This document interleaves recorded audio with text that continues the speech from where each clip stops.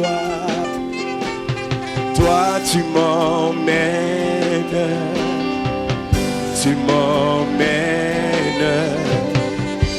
dans le profondeur de ta sainteté. Toi tu m'emmènes, c'est simple, tu m'en chantons de gloire en gloire, de gloire en gloire, de gloire en gloire, de gloire en gloire. Toi tu m'emmènes, toi tu m'emmènes, toi tu m'emmènes dans les profondeurs de ta sainteté. Toi tu m'emmènes ce soir. Toi tu m'emmènes de gloire en gloire, de gloire en gloire, de gloire en gloire. Toi tu m'emmènes, toi tu m'emmènes dans les profondeurs de ta sainteté. Toi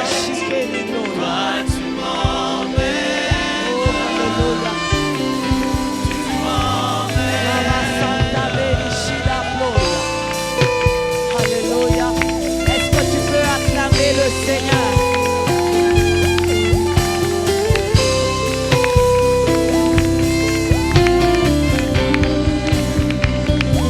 Merci Jésus. Est-ce qu'on peut se tenir debout?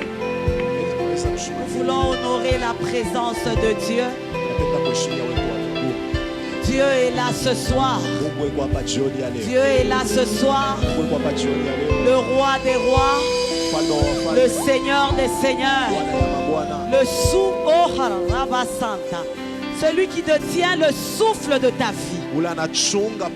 Est-ce que tu peux acclamer le Seigneur? Est-ce que tu peux acclamer le Seigneur? Est-ce que tu peux acclamer le Seigneur? Est-ce que tu peux acclamer le Seigneur? Acclame, acclame, acclame, acclame, acclame, acclame, acclame. Pendant que tu acclames, il est en train de descendre dans ta vie. Pendant que tu acclames, Dieu t'accorde la victoire dans ton mariage. Pendant que tu acclames, Dieu t'accorde la victoire dans ton ministère. Pendant que tu acclames, il y a une nouvelle dimension que Dieu déverse dans ta vie.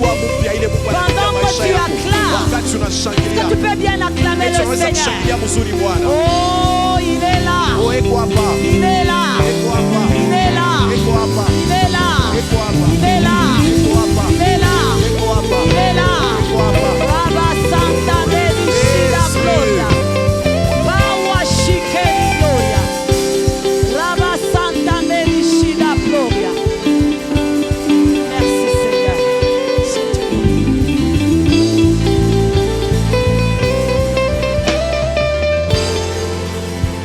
Que Dieu bénisse les choristes. Pour nous avoir fait monter au ciel. Alléluia. Alléluia. Alléluia. Alléluia. Est-ce que tu peux balancer ta main? Est-ce que tu peux balancer ta main? Dieu est là ce soir. Je voudrais te certifier qu'il est là. Je voudrais te certifier qu'il te connaît par ton nom. Je voudrais te certifier qu'il va te visiter. Nous nakushanga. Je suis étonné à cause de toi. Je te donne une bonne information. Mais apparemment, c'est comme si je voudrais te certifier que Dieu est là ce soir. Je voudrais te certifier qu'il va toucher ta vie. Je voudrais te certifier qu'il va visiter ta vie. Il te connaît par ton nom. Il connaît ton problème. Il connaît ta situation. Que Dieu bénisse le frère qui s'est tenu debout là. Il croit réellement que Dieu connaît son problème. Nous voulons parler de la part du Seigneur. Je voudrais avant toute chose remercier le Seigneur une fois de plus. Aujourd'hui c'est ma deuxième intervention. Mais je le bénis pour sa grâce, pour son soutien dans cette grande manifestation. Je voudrais bénir mes parents, malgré qu'ils ne sont pas là. Mon père spirituel et ma mère spirituelle. Papa Réussite Ngoïmandakou et maman Irène. Je suis le fruit de leur travail. Ça fait 22 ans que je suis au ministère Génération Joël. Que Dieu bénisse leur existence. Des fois, quand je réfléchis, je me dis si la Génération Joël n'était pas là, je devais être morte. Ça, c'est une vérité que je te dis. Que Dieu les bénisse pour leur existence. Que Dieu bénisse le visionnaire pour avoir accepté la vision et l'appel de Dieu. Je ne peux pas manquer de bénir mon mari, le pasteur Julien Banza. Un homme bien, un homme bon, qui me pousse à servir le Seigneur et qui me soutient. Dieu te bénisse, papa. Je voudrais te bénir aussi, toi qui es là. Je te bénis. Je bénis ta vie. Je bénis ton ministère. Je bénis ton mariage. Je bénis tes enfants. Je bénis tes dons. Je bénis ton futur. Je bénis ton avenir. Je bénis ta consécration dans le Seigneur. Que Dieu te bénisse. Nous allons lire la parole du Seigneur. Juste 2 textes. Et puis nous allons parler de la part du Seigneur. Nous bénissons aussi les éminents orateurs. En tout cas, chaque année, je suis aiguisé. Amen. Amen. Que Dieu les bénisse. Que Dieu bénisse le prophète Joe Grace. J'ai aimé la pensée que tu as dite là. Au fait, le retour de Jésus, c'est une fête. Alléluia. Alléluia. C'est une fête. Tu ne crois pas? Le retour de Jésus, c'est une fête. La Bible dit que si je parlais comme eux, je trahirais la race des élus. Pendant que les autres se prostituent, toi tu refuses de trahir la race des élus. Pendant que les autres font du mal, toi tu refuses de faire toutes ces choses. Alors le retour de Christ doit te réjouir. Parce que quand il revient, c'est pour te récompenser à cause de tous les sacrifices que tu as déjà fait. Alors nous lisons la parole de Dieu. Deutéronome 28.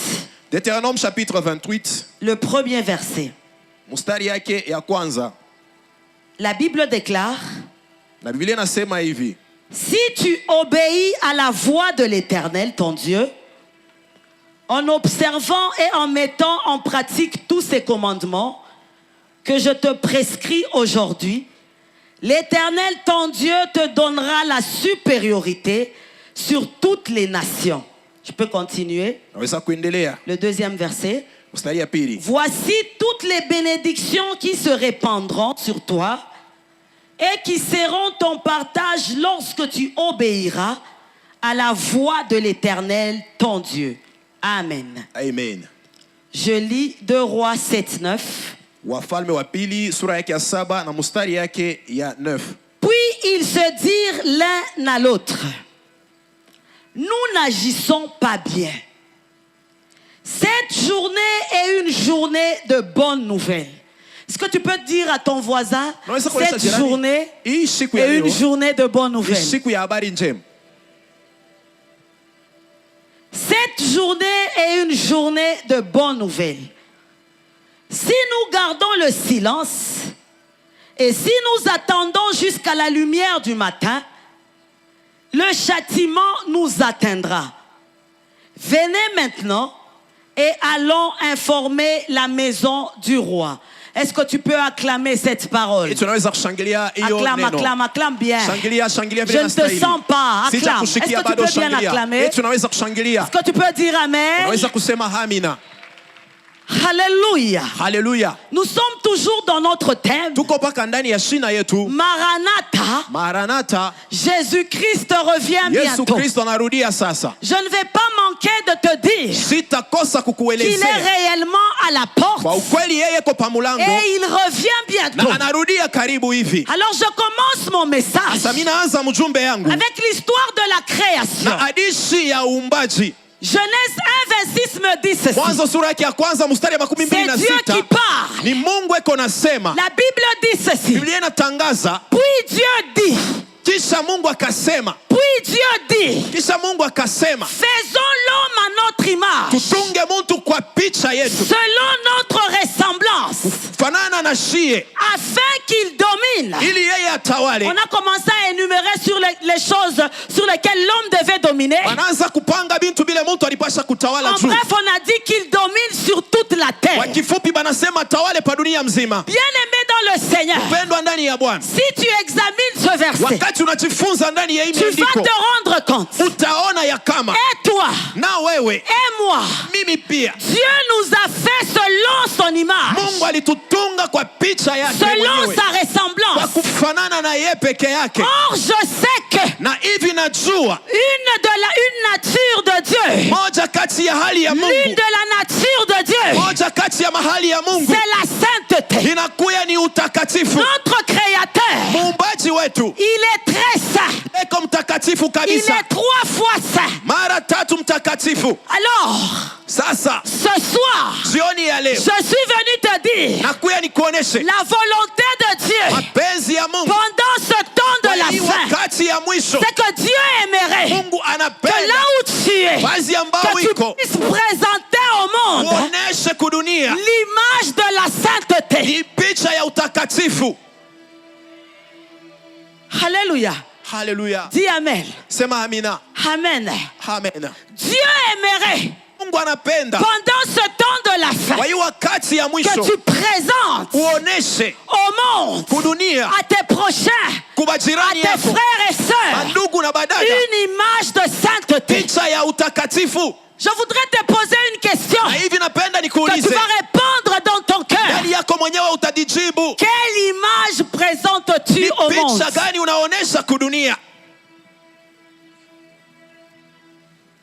Quelle image présentes-tu à tes voisins? Une image de sainteté ou une image de conflit?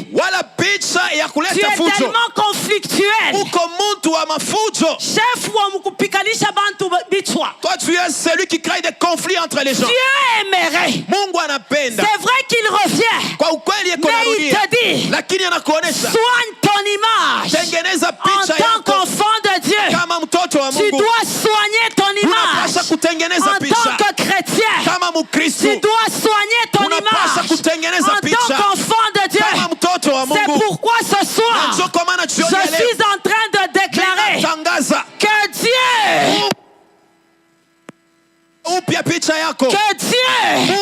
restaure ton image. Que Dieu restaure ton image. Que Dieu restaure ton image en tant qu'enfant de Dieu. Que Dieu restaure l'image des pasteurs. Que Dieu restaure l'image des évangélistes. Que Dieu restaure l'image de son église. Que Dieu restaure ton image. Alléluia. Alléluia. Tu dois soigner. C'est la première vérité. Et la première recommandation de Dieu que tu dois retenir dans ce message. Soigne ton image en tant que chrétien. Parce que Jésus-Christ revient bientôt. Alléluia. Alléluia. J'ai envie de choquer une personne. Ma sœur, un homme se présente pour te prendre en mariage. Mais il t'exige que vous puissiez vous connaître avant. Ou soit il t'exige que tu puisses avoir un enfant avec lui et puis après il va t'épouser. Je voudrais te dire, des hommes pareils ne te méritent pas. Si quelqu'un t'exige, il n'a pas besoin de t'épouser. Parce que dans cette matière, la sainteté exige que vous devez faire toutes ces choses après la bénédiction nuptiale. Un homme pareil ne te mérite pas. Tu ne dois pas te laisser faire. Même s'il te menace qu'il va te quitter, laisse-le partir. Toi, tu es une princesse. Tu dois soigner ton image. La Bible me dit, celui qui garde sa vie la perdra, mais celui qui la perd à cause de Christ la retrouvera. Toi, tu es une princesse. Ne te laisse pas faire. Tu n'es pas une chaussure qu'on doit essayer avant d'acheter. Tu n'es pas un habit qu'on doit essayer avant d'acheter. Tu es une princesse, fille du roi des rois. Même s'il part, l'Éternel pourvoira. Soigne ton image.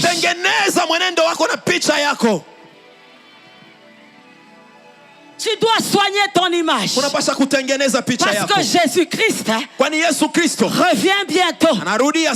Papa, pendant que les païens font des réunions pour voler dans la société, toi aussi tu es du milieu d'eux. Tu donnes même des idées. On va voler comme ceci, on va faire comme cela. Il faut qu'on se fasse de l'argent. Non, soigne ton image. Soigne ton image.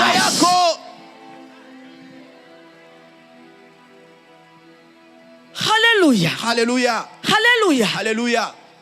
Moi je m'étonne. Papa Raymond. Quelqu'un qui étudie à l'université la théologie. Mais pendant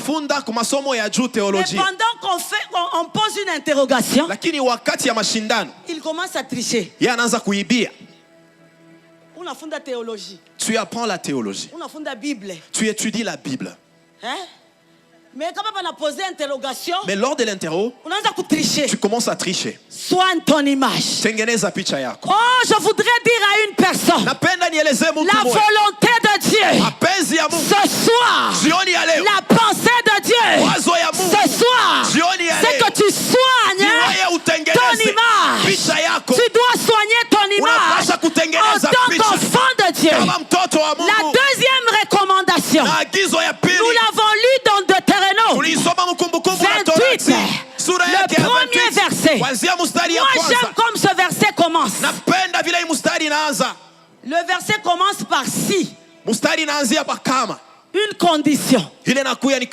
Dieu dit ceci: si tu obéis à la voix de l'Éternel ton Dieu, si tu marches selon les lois et les commandements que je t'ai prescrits, je te donnerai la supériorité sur toutes les nations. C'est Dieu qui parle. Et puis au deuxième verset, Dieu continue à donner les bénédictions qui vont accompagner la personne qui obéit à la voix de Dieu. Est-ce que tu peux acclamer le Seigneur? Alléluia. Alléluia. Je sens la présence de Dieu. Je sens la présence de Dieu. Je sens la présence de Dieu. Si tu obéis à la voix de l'Éternel, alors Dieu commence à énumérer les bénédictions qui accompagnent les gens qui obéissent à sa parole, les gens qui obéissent à sa voix. Si tu lis la suite, Dieu est en train de dire: tu seras béni dans la vie. Tu seras béni dans les champs. Tes enfants seront bénis. L'Éternel te comblera des biens. Moi j'aime comme Dieu parle. S'il y a un homme qui sait parler, c'est l'Éternel Dieu des armées. Il dit, tu seras la tête et non la queue. Tu seras en haut et non en bas. J'ordonnerai à ma bénédiction de te suivre dans tout ce que tu entreprends dans tes entreprises. Mais la condition, c'est l'obéissance à la parole de Dieu. Pendant que j'examinais ce chapitre, je me suis rendu compte que l'obéissance à Dieu, c'est ça même la clé du succès.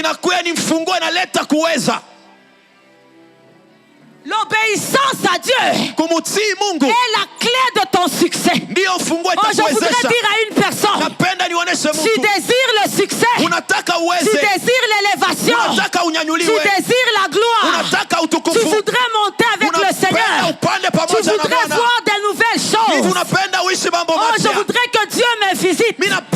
J'ai besoin de voir la gloire de Dieu. J'ai besoin de voir Dieu. Mais tu le feras. Tu verras toutes les choses dont tu désires si tu obéis. Quand tu obéis, tu seras réellement la tête et non la queue. Quand tu obéis, les fruits de tes entrailles seront bénis. Quand tu obéis, l'Éternel ordonnera à la bénédiction de te suivre. Quand tu obéis, tu seras en haut et non en bas. Alléluia. Alléluia. Maintenant, je voudrais qu'ensemble nous puissions voir ce que Dieu fait à l'égard des gens obéissants. Dieu est capable de tout quand quelqu'un obéit. Dieu est capable de tout quand quelqu'un obéit. Je disais que Dieu est capable de beaucoup quand un homme obéit. Je voudrais que nous puissions parler d'Élisée. Quand tu regardes le parcours d'Élisée, c'était un homme obéissant à son maître qui était Élie. Et puis c'était un homme obéissant au Dieu de son maître, qui est le Dieu d'Israël, qui était aussi son Dieu. Alléluia. Alléluia. Alléluia. Alléluia. La Bible me dit ceci. Une famine frappe Samarie. Au point où deux femmes se mettent d'accord de manger leur propre fils. Quand le roi apprend ces choses par le biais de l'une des femmes, la Bible me dit, le roi déchire ses vêtements. Il s'exclame. Comment nous sommes arrivés jusque-là? Comment on peut arriver jusque-là? Deux femmes se mettent d'accord pour manger leur propre fils. Le roi déclare que l'Éternel me traite de toute sa rigueur. Si la tête d'Élisée reste sur lui aujourd'hui. Alléluia. Alléluia. On envoie un messager. Le messager arrive.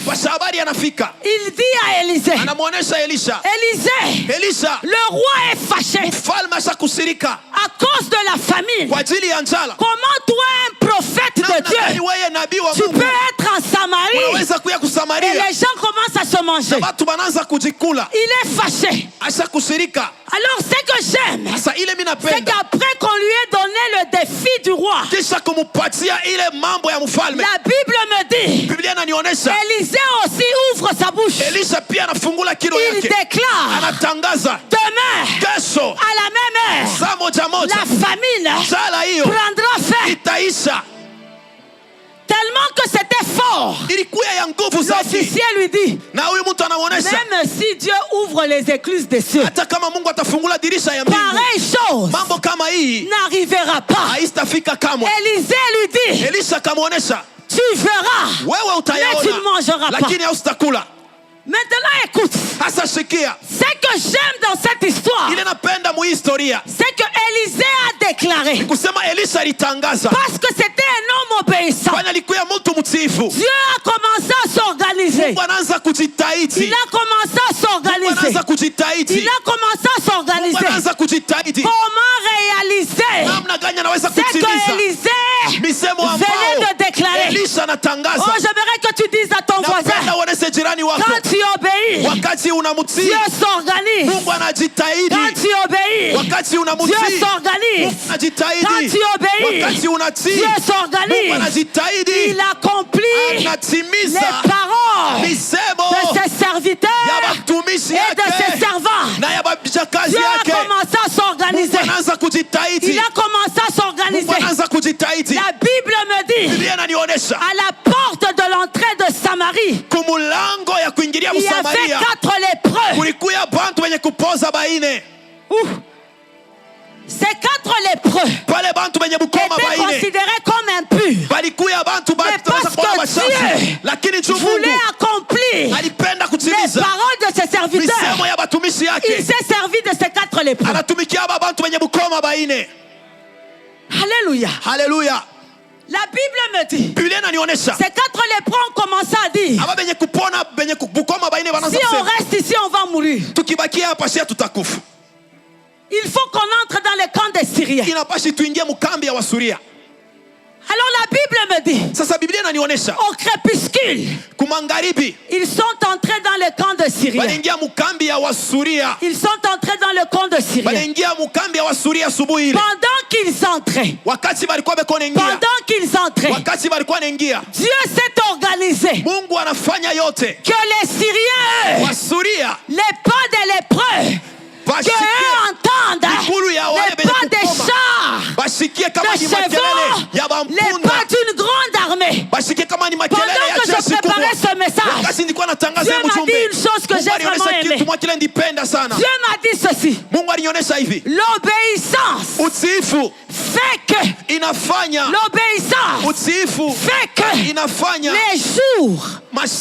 les jours de nos ennemis sont comptés. Tu ne m'as pas encore compris. L'obéissance fait que les jours de tes ennemis dans ta vie soient comptés. S'il était prévu qu'ils vont t'assujettir pendant 10 ans, mais quand tu obéis à la voix de Dieu, le temps de tes ennemis, le règne de tes ennemis est compté. Oh, pendant que je te parle, je voudrais te dire, Dieu m'a dit, dans cette parole, il y a une onction de délivrance. Je déclare dans ta vie, pendant que je te parle, les jours de tes ennemis sur ta vie sont comptés. Quand les Syriens ont entendu les pas, les chevaux d'une grande armée, la Bible me dit, ils ont pris fuite comme pas possible, en laissant leur richesse, leurs biens, leurs vêtements, l'or et l'argent. Je voudrais dire à quelqu'un, pendant que je te parle, Dieu fait une chose dans le camp de tes ennemis.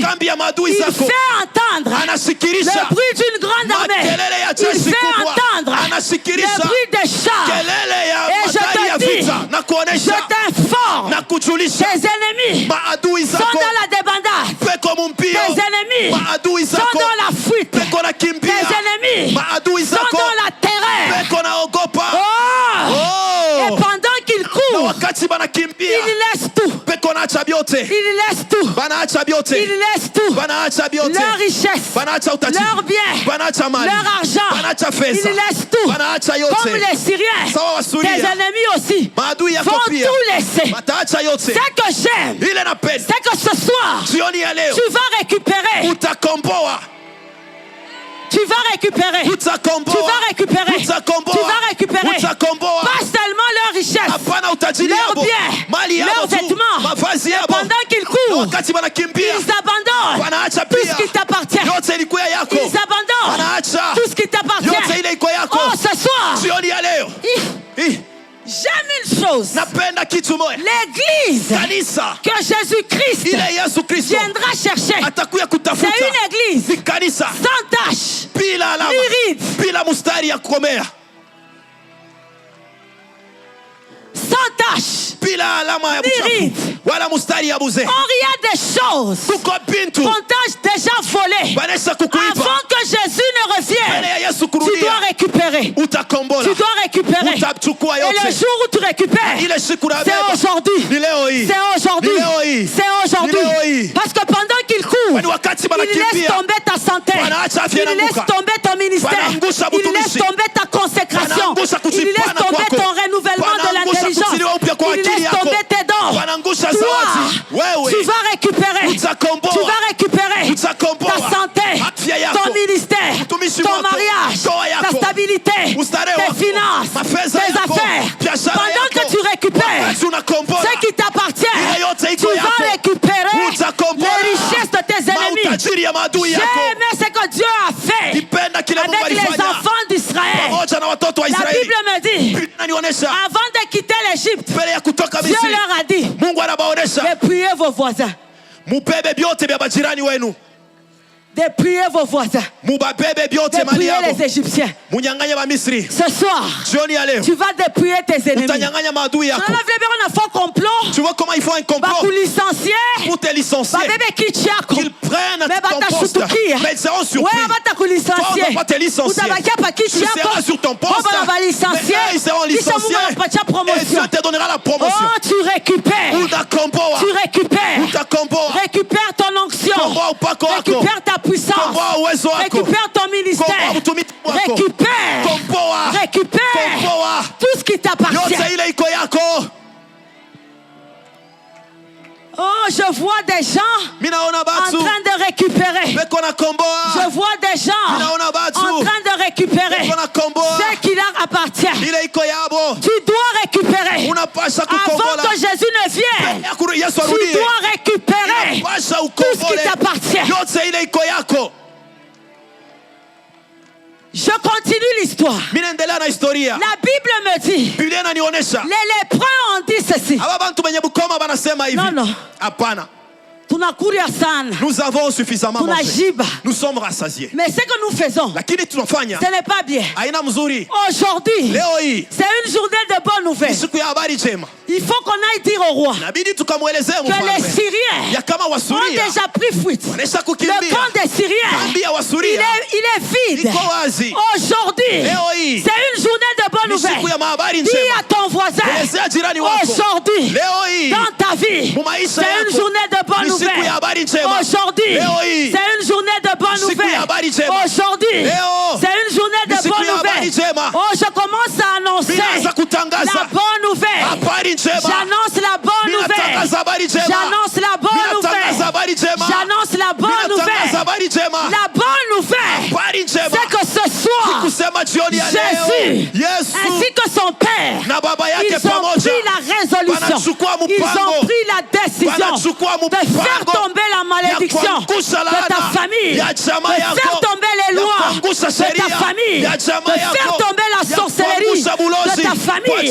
Parce que l'église que Christ viendra chercher, c'est une église délivrée de la puissance du ténèbre. Dieu fait tomber la malédiction. Dieu fait tomber les condamnations. Dieu fait tomber les lois de ta famille. Le testament du diable dans ta vie, c'est un testament de condamnation. Il te condamne. Il te condamne. Qu'est-ce que le diable dit? Tu n'avanceras jamais. Tu ne monteras jamais. Tu n'auras jamais d'argent. Tu ne monteras jamais dans le ministère. Tu ne vas pas évoluer. Tu n'évolueras jamais. Tout ça, il te condamne. Il dit ceci: tu n'auras jamais de stabilité dans ton ministère, dans ton mariage. Mais la bonne nouvelle, c'est que Jésus est en train de effacer. Il efface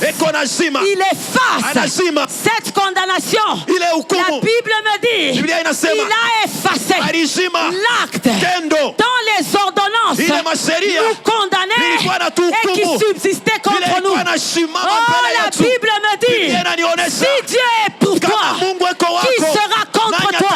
Il n'y a plus de condamnation pour ceux qui sont en Christ. Jésus efface. Il efface. Il efface.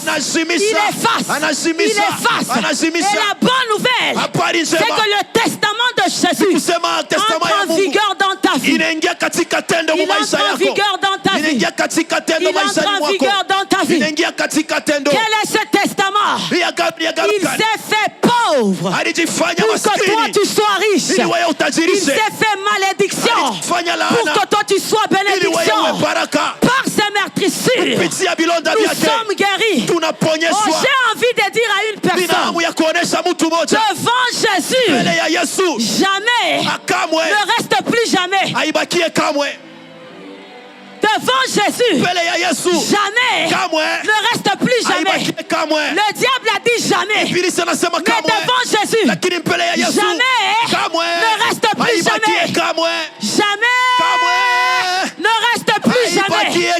Jamais ne reste plus jamais. La Bible me dit, un jour Jésus, accompagné de ses disciples, il voit un aveugle de naissance. Ses disciples étaient choqués. Ils posent la question à Jésus. Mais cet homme, comment il peut naître aveugle?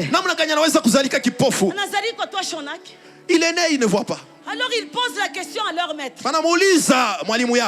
C'est son père ce sont ses parents qui ont péché. Ou bien c'est lui qui a péché. Jésus répond. Ce n'est pas lui qui a péché. Ni ses parents. Mais c'est afin que les œuvres de l'Éternel soient manifestées dans cet aveugle. Cet aveugle n'avait jamais vu depuis sa naissance. Mais quand il a rencontré Jésus, jamais ne plus rester jamais. Oh, je voudrais dire à quelqu'un, Jésus-Christ revient. Jamais dans ta vie ne restera plus jamais. Jamais ne restera plus jamais. Le diable a dit, tu n'auras jamais de stabilité dans ton mariage. Mais Jésus-Christ te dit ce soir, devant lui, jamais ne restera plus jamais. Tu auras la stabilité dans le mariage. Le diable a dit, tu n'auras jamais beaucoup d'argent. Mais Jésus te dit, devant lui, jamais ne reste plus jamais. Toi tu auras l'argent. Le diable a dit, jamais tu ne monteras dans le ministère. Mais Jésus te dit, devant lui là, jamais ne reste plus jamais. Une église sans tâche, dans la vie de l'homme il y a beaucoup de jamais. Ce sont là les rites que tu es en train d'enlever ce soir. Jamais dans ta vie ne restera plus jamais. Wow. Est-ce que tu peux acclamer le Seigneur?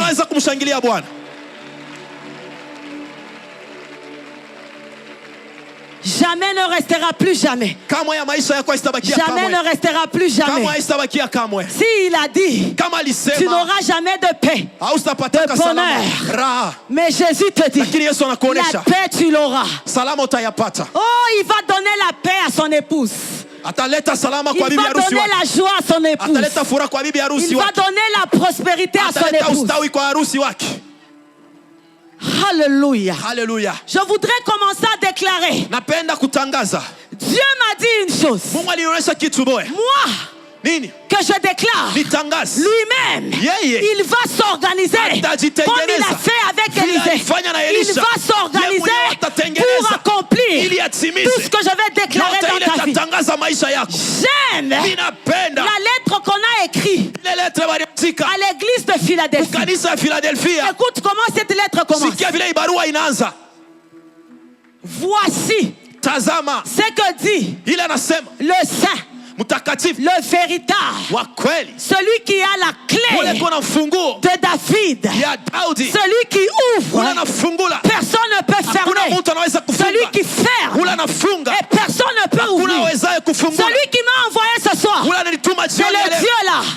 Quand il ouvre, personne ne peut fermer. Quand il ferme, personne ne peut ouvrir. Je commence à déclarer, à dater de ce soir, que les portes de la malédiction dans ta vie soient fermées, que les portes de la pauvreté dans ta vie soient fermées, que les portes de l'imitation dans ta vie soient fermées, que les portes de mauvaises relations dans ta vie soient fermées, que les portes de la non-consécration au Seigneur soient fermées, que les portes de l'échec dans ta vie soient fermées, que les portes que les portes des lois de ta famille soient fermées, que les portes de la sorcellerie dans ta famille soient fermées. Je déclare maintenant que les portes de la bénédiction s'ouvrent, que les portes du succès s'ouvrent, que les portes de la réussite s'ouvrent, que les portes des bons mariages s'ouvrent, que les portes de l'onction s'ouvrent, que les portes des miracles s'ouvrent, que les portes des prodiges s'ouvrent, que les portes des bonnes relations s'ouvrent. La Bible me dit, Jean, plutôt, Simon-Pierre, toute la nuit, il pêche sans trouver le poisson. Mais le matin, Jésus lui dit, avance en pleine eau, jette le filet. Simon-Pierre réfléchit. Il dit, ça c'est moi qui explique. Le moment de prédilection pour pécher, c'est la nuit. Mais comment Jésus peut me dire que je puisse pécher pendant la journée? Même Pierre avait cette connaissance. À un moment donné, les poissons terminent dans la rivière. Quand tu poses la question au péché, ils vont te dire. À un moment donné, les poissons sont épuisés. C'est pourquoi on fait la fermeture à Lualaba. Fermeture à Kapolo. Parce qu'à un moment donné, les poissons sont épuisés. Même Pierre, il savait que les poissons étaient déjà finis. Mais il répond à Jésus. Il lui dit, j'ai péché toute la nuit. Je n'ai rien trouvé. Mais sur ta parole, sur ta parole, sur ta parole, sur ta parole, sur ta parole, je jetterai les filets. Quand il jette les filets, malgré qu'il n'y avait pas de poisson, mais la parole de Jésus a commencé à créer les poissons. Il a commencé à créer les poissons. Les Mikebuka, les Thompson, les Ndomundomu, les Kapolowe, les Lualaba. Jésus a commencé à créer. Écoute la pensée du Seigneur. Pendant ce temps de la fin, Dieu veut faire une chose avec ta bouche. Dieu veut faire une chose avec ta bouche. Quand tu vas commencer à déclarer, il va s'organiser à créer tout ce que tu déclares. La Bible me dit, il appelle à l'existence les choses qui n'existent pas comme si elles ont existé. J'ai envie encore de déclarer sur ta vie. La Bible me dit, l'Esprit de l'Éternel est sur moi, car l'Éternel m'a oint pour annoncer une bonne nouvelle, pour libérer les captifs, pour libérer les prisonniers. Yesu mwanaluri. Jésus Comment viens? Pourquoi resteras-tu en prison? Jésus, lui, il est en train de revenir. Pourquoi ton mariage est en prison? Ce soir, je déclare, si tu étais en prison, commence à sortir de là. Sors. Sors. Quitte la prison. Quitte la prison. Quitte la prison. Si l'intelligence de tes enfants était en prison, que cela sorte de là. Si tes dons étaient en prison, que cela sorte. Si ta stabilité était en prison, que cela sorte. L'esprit de l'Éternel est sur moi. Je voudrais publier. Je publie une année de grâce. Je publie une année de grâce. Je publie une année de grâce du Seigneur. Je publie dans ta vie, dans ton mariage, dans ton ministère, dans tes affaires, une année de grâce du Seigneur. Que la grâce de Dieu commence à te localiser. Que la grâce de Dieu commence à te localiser. Que la grâce de Dieu commence à te localiser. Que la grâce du Seigneur localise ta vie. Que la grâce du Seigneur localise ton mariage. Que la grâce du Seigneur localise ton ministère.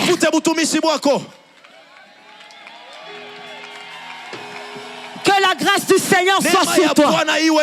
Qu'elle te localise. Qu'elle te localise. Qu'elle te localise. Qu'elle localise ton mari païen. Il doit aussi se convertir. Parce que Jésus-Christ revient bientôt. Oh, que la grâce du Seigneur localise ton don prophétique. Que la grâce du Seigneur localise ton ministère pastoral. Que la grâce du Seigneur te localise. Que Dieu vous bénisse.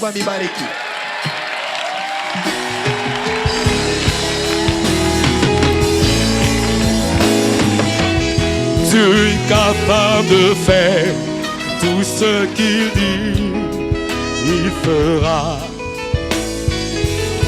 Il accomplira toutes ses promesses envers toi.